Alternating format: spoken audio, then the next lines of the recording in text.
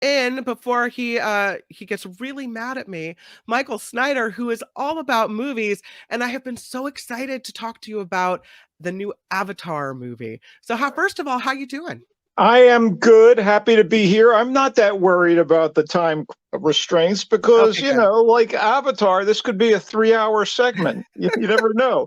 Hey, listen, It is long, right? Like, it is is it way too long? way too long. Listen, Oh, I got to first say happy holidays to everybody. And I am so caught up in the holiday spirit, and so are so many others. For instance, I walked into a restaurant last night, and there was a lovely little Christmas tree sitting at the hostess station. And right next to it was a sign that read, "We reserve the right to refuse service to anyone." And I'm thinking, what, even Santa or Jesus? I mean, that is harsh. So much for the Christmas joy and the joy of giving. But we really should get down to it because this is a mighty long film, and I guess the review won't be anywhere near as comparable, but there are twists and turns. So let me get to it. hmm.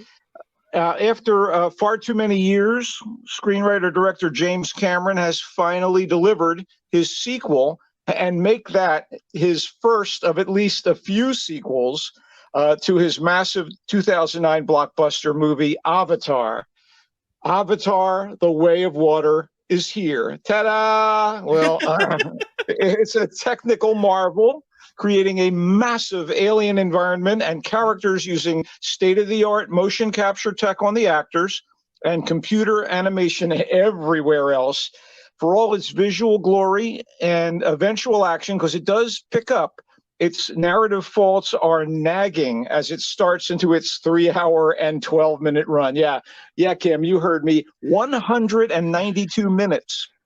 Yikes. Of Anyway, blue people, right? Is it yeah, still blue well, people? among other things, initially, Okay.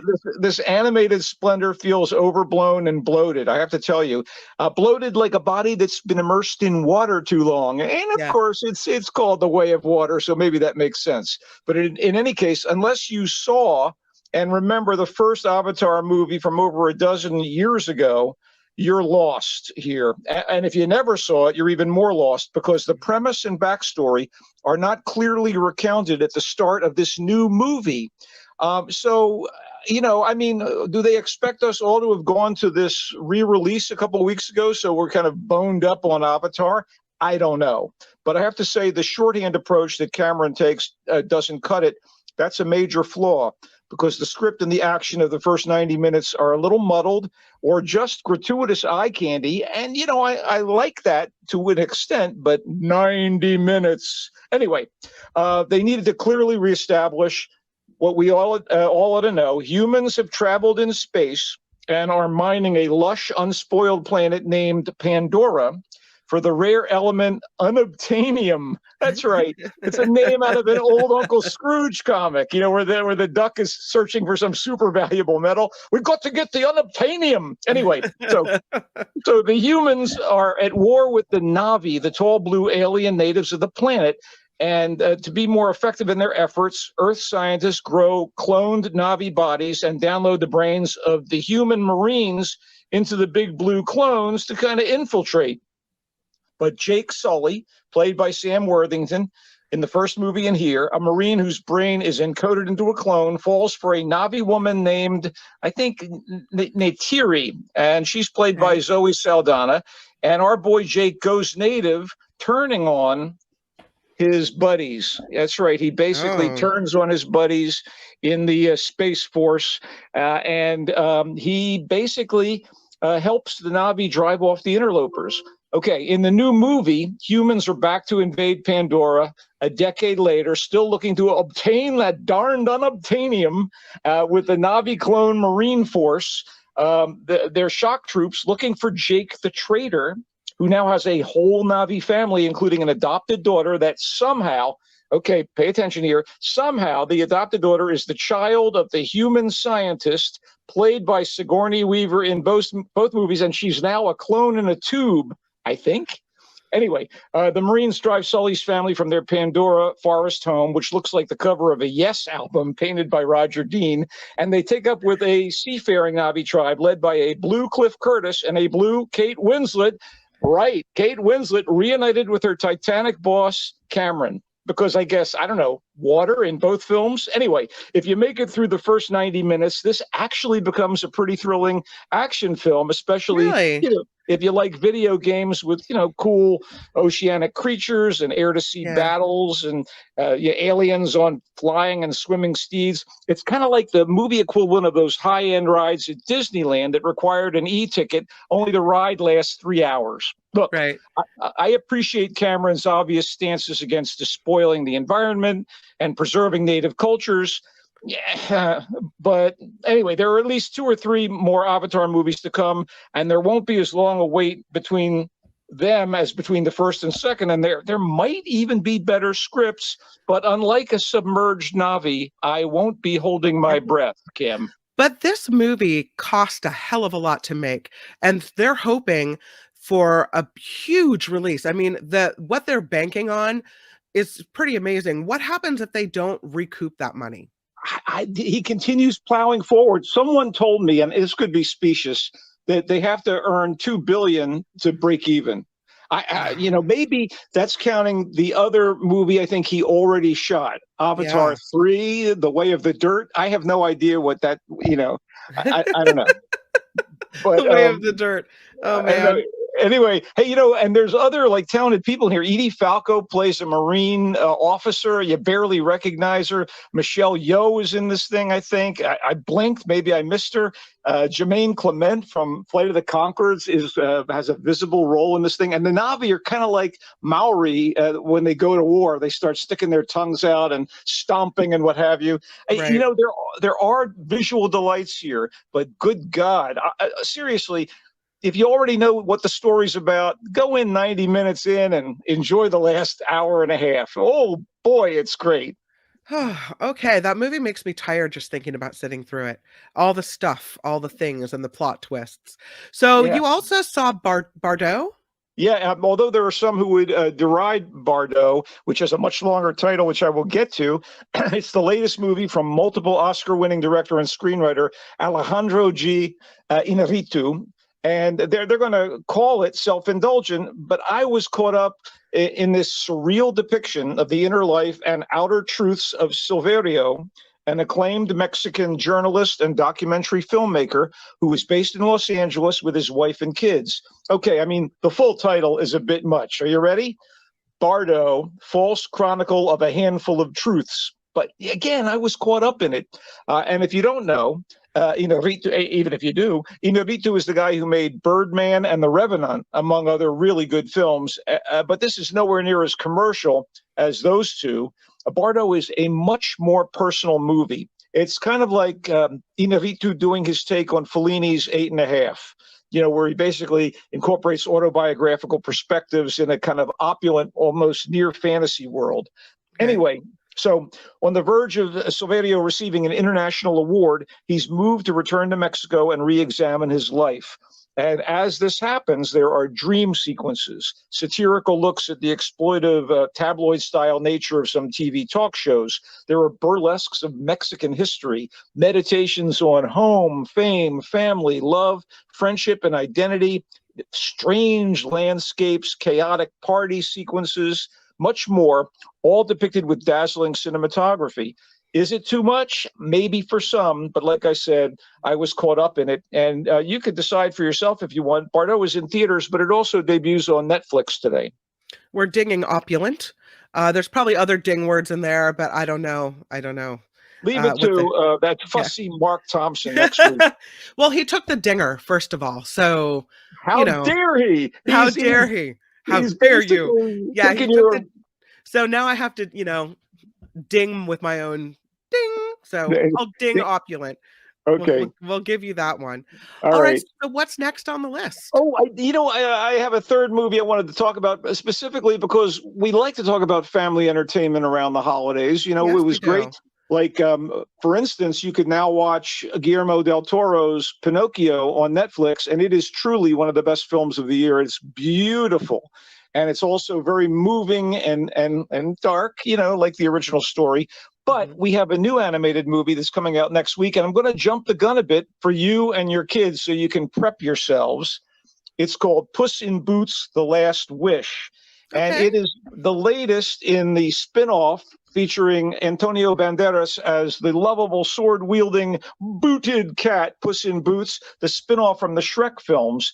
And I've enjoyed the Puss in Boots movies much more than the Shrek movies, and I think they basically hold up better because Shrek all was so topical in its jokes and so jammed with like one-liners that it kind of flattens out after the first viewing, whereas this does not.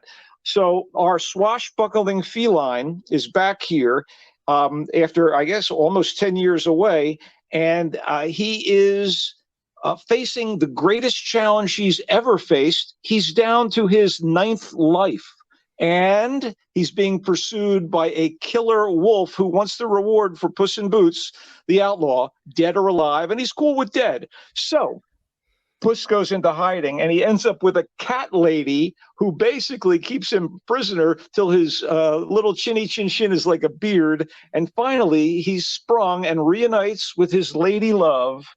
I guess Kitty Softpaws, is that her name? I think it's just such a crazy name, and it is as ever a cool little team up because Kitty's voiced by Salma Hayek. So you've got Antonio Banderas and Salma Hayek doing that sort of bantering, antagonistic love dance, and then you have him being pursued by this vicious wolf. And Goldilocks and the three bears are also in the hunt because they want to get their hands on a wishing star that's fallen to Earth. And to get to it, they have to go through monumental obstacles and fight off one another. And if Puss gets it, he can wish for more lives. And he's, kind of being selfish in that regard. But I was thoroughly entertained. The voices of the bears, I loved it. The voices of the bears, it's got some clever stuff for adults, but it's just charming. Olivia Colman is Mama Bear. Okay.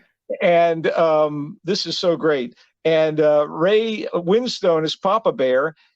And Goldilocks is voiced by Florence Pugh.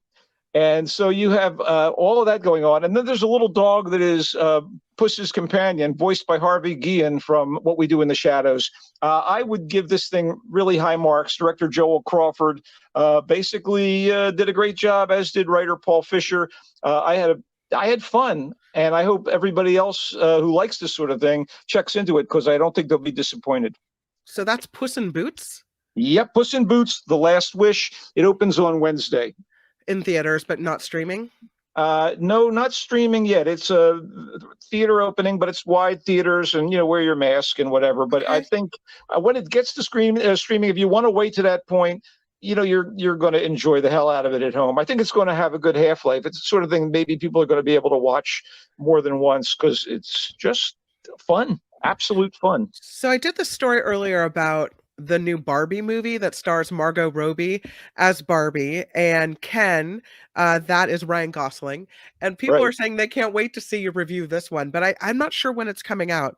It hits theaters July 21st, so it'll be Ryan Gosling.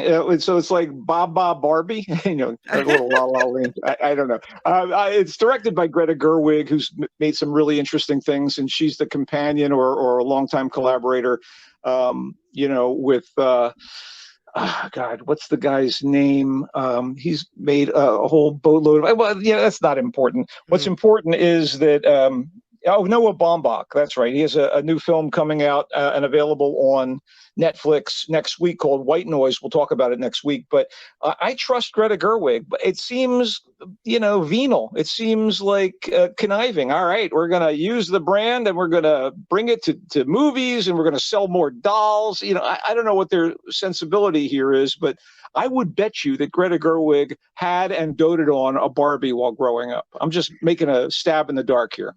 Have you seen yet what Jim Avila and Michael Schur were talking about, which is the documentary on Nancy Pelosi? I have not. And as a matter of fact, I was listening to this segment earlier. That's the first time that I have even heard about it. And I'm pretty plugged in. But it sounds really exciting and interesting. And giving us insights into the speaker. I would love to check it out. By the way, speaking of exciting things. And jumping over to television, did you watch The White Lotus over the course of its 2 series? Okay, see, I haven't watched it. It's on my list. I only recently acquired HBO Max because finally I got tired of never having seen Game of Thrones. So I'm in the middle of Game of Thrones and I haven't started White Lotus yet. I won't do any spoilers, but the second It's season okay. is incredibly satisfying. The White Okay, Lotus is ostensibly a chain of resort hotels, and the brilliant Mike White, who also you would possibly know as the writer and creator of School of Rock, right. he came up with this thing that follows the adventures of a bunch of wealthy and privileged people that come to White Lotus locations. The first one set in the tropics of the Pacific, and this most recent one shifting focus to Sicily. And man, it was incredibly satisfying and very addictive, and held back week to week because of the HBO connection. But if you haven't caught up to series 2 and you like the first White Lotus, I can't endorse this enough. I loved it. Anything else you're watching on streaming on TV? Well, like I said last week, I'm loving Wednesday, which is the Addams Okay. Family spinoff. And I do want to point out that girls dressed as Wednesday Adams and dancing the Wednesday Adams dance to the Goo Goo Muck by the Cramps has been throttling social media. TikTok, Instagram, Facebook. You cannot Right. escape girls dressed up as Wednesday Adams and doing this dance, or not even dressed up as Wednesday Adams, but just dancing their little tuchuses off. It is hilarious. And talk about something getting into the zeitgeist. If you haven't watched Wednesday, it's thoroughly entertaining, and Jenna Ortega is great. But I'm just repeating what I said last week about that. Okay, so to recap, I'm going to say you liked Avatar Way of Water. Long, but I half liked it. I think it's very flawed, and it gets tedious for the first 90 minutes. so you didn't hate it. You half liked it. I half liked it. Yeah. That's like a kind of thumbs medium, right? But yeah, it's like that hand flapping back and forth in front of you. Bardo, how'd you feel about that one? You liked I it? liked it. I did like it. Yeah. I thought it was good. I don't know that everyone else will. I'm being kind of maybe a contrarian. And you really enjoyed Puss in Boots. Immensely. I'm shocked by this, but okay.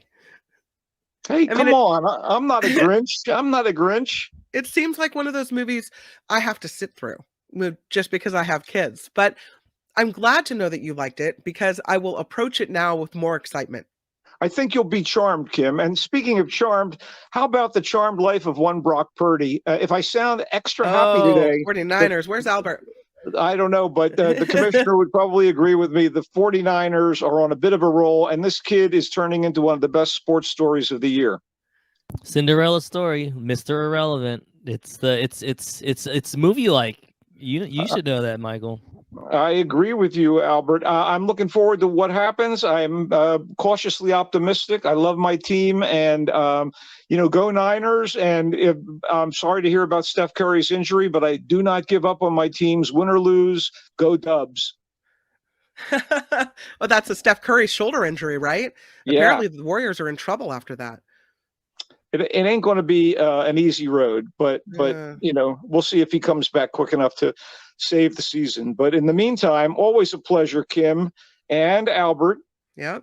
Go 49ers. Thank you, Michael Snyder. We appreciate you being here. Yeah, thanks, Michael.